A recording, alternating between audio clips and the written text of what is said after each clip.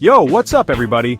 Welcome to the incredible India, a country where ancient history meets modern chaos, where the food is as spicy as the traffic, and where the people are as warm as the chai.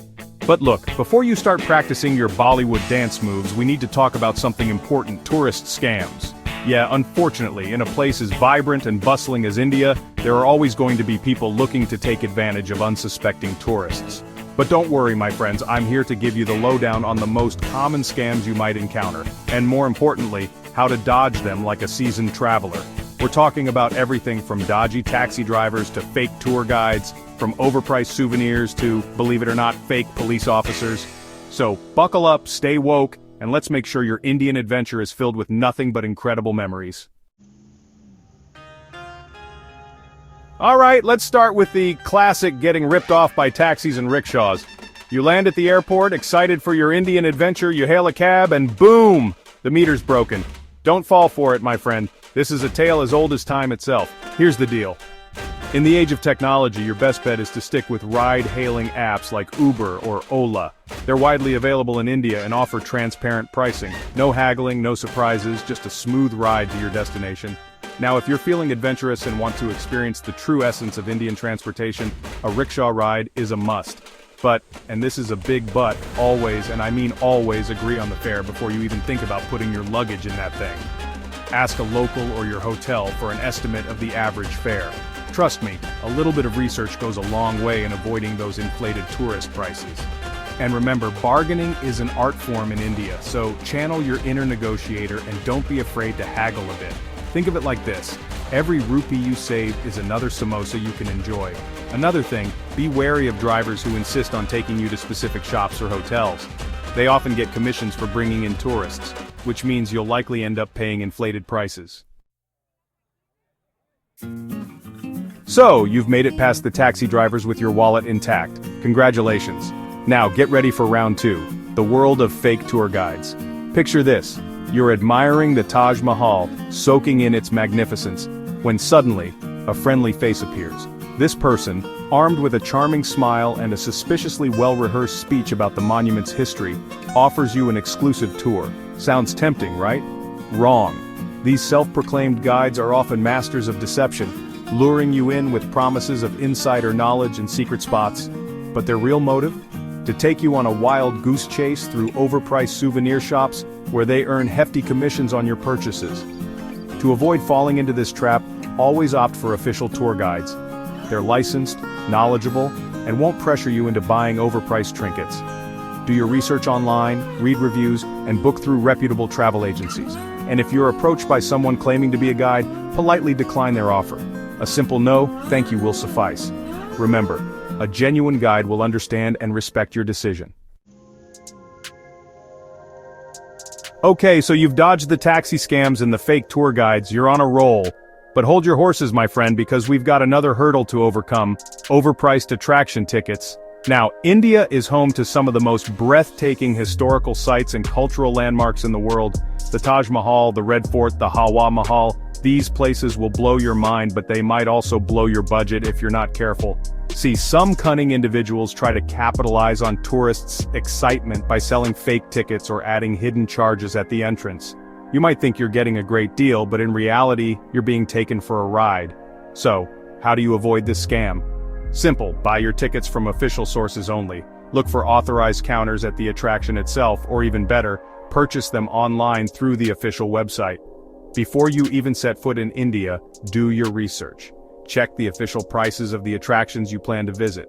That way, you'll know exactly how much you should be paying and can easily spot any inflated prices. And remember, if someone approaches you offering discounted tickets or a special deal, be very cautious. It's better to be safe than sorry, right? Now let's talk about those sneaky hidden charges. Sometimes you might encounter additional fees for things like camera permits, parking, or even using the restroom. While some of these fees might be legitimate, others are just ploys to squeeze more money out of tourists. Chapter 4. The Heartstring Hustle, Navigating Charity Scams. Alright, let's talk about a sensitive but important topic: charity scams. Now, India is a country with a big heart, but unfortunately there are individuals who exploit that generosity for their own gain. You're walking down the street and you see a child begging for money. Your heart breaks and you instinctively reach for your wallet. But hold on a second. While your intentions are noble, there's a good chance your money might not be going where you think it is. Sadly, organized begging rings often exploit children, forcing them to beg on the streets and then pocketing the earnings. It's a heartbreaking reality, and your generosity might inadvertently be perpetuating this cycle. So, what can you do? Instead of giving money directly to beggars, consider donating to reputable charities working on the ground in India. These organizations are dedicated to providing education, healthcare, and other essential services to those in need. Do your research, find a cause you believe in, and make a donation through their official website or channels. That way, you can be sure your contribution is making a real difference in the lives of people who need it most. Now, I know it can be tough to resist the urge to help when you see someone in need. But remember, a simple no, thank you, and a polite but firm demeanor is often the best approach. Chapter 5. There's no such thing as a free lunch, especially in India. Alright folks, let's talk about something we can all relate to. Free stuff. Who doesn't love a good freebie, right? But here's the thing. In India, as in life, if it sounds too good to be true, it probably is. Imagine this. You're strolling through a bustling market, soaking in the vibrant atmosphere, when suddenly, someone approaches you with a beaming smile and an offer you can't refuse. A free gift. It could be anything from a beautiful silk scarf to a handcrafted bracelet. You hesitate, but they insist, assuring you it's a token of their appreciation for your visit to their beautiful country. You accept, feeling a surge of gratitude for their generosity. But little do you know you've just fallen for one of the oldest tricks in the book. See, in India, there's a saying, there's no such thing as a free lunch. And trust me, this couldn't be truer when it comes to those seemingly harmless free gifts. Often these gifts are just a ploy to lower your guard and make you more susceptible to other scams. Once you've accepted the gift, the person might start demanding payment, claiming they made a mistake or that the item is much more valuable than you think. Or, they might use this opportunity to distract you while an accomplice swoops in and makes off with your valuables. Sneaky, right? So, how do you avoid falling for this trap? It's simple. Politely but firmly decline any unsolicited offers of free gifts. A simple no thank you will suffice. Remember, you're not obligated to accept anything from strangers no matter how persistent they may be, and trust me, they can be very persistent. If they continue to pressure you, simply walk away.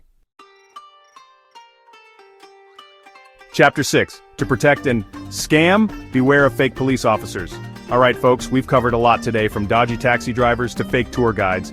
But just when you thought you'd heard it all, there's one last scam: fake police officers. Picture this. You're approached by someone in a uniform claiming to be a police officer.